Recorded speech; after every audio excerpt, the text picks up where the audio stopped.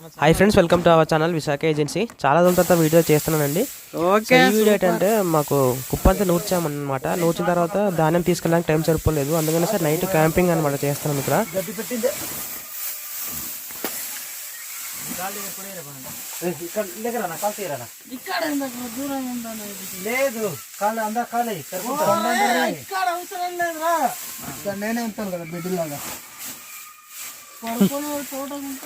తలం పిట్టుకాసరా పైన రా బామర్ది. ఇటే బాగుంటుంది.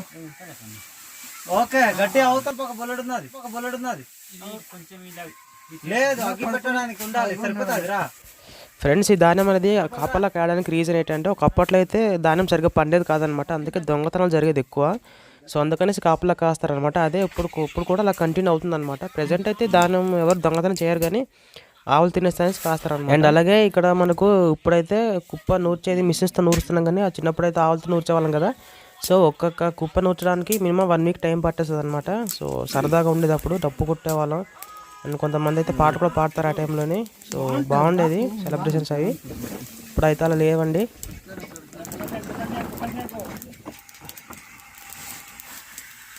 చచ్చిపోతాం ఇలాగైతే.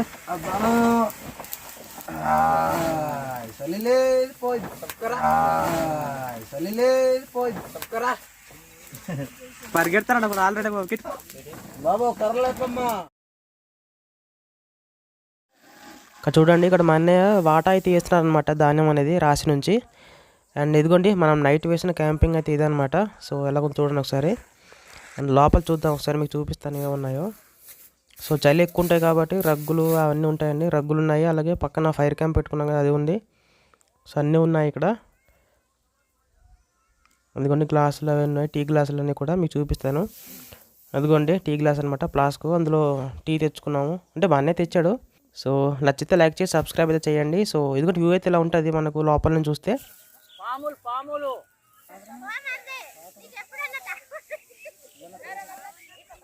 ఫ్రెండ్స్, ఇక్కడ మీరు చూస్తున్నారు కదా, ఈ వరి మొత్తం బెంట్లా చుట్టేసి ఆవుల కోసం తీసుకెళ్తాం అనమాట.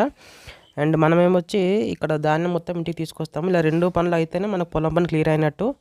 సో కొత్త సంవత్సరం కొత్త ధాన్యం అనమాట మన ఇంటికి. సో చాలా హ్యాపీగా ఉంది. అలాగే అందరికి కూడా హ్యాపీ న్యూ ఇయర్ అండి.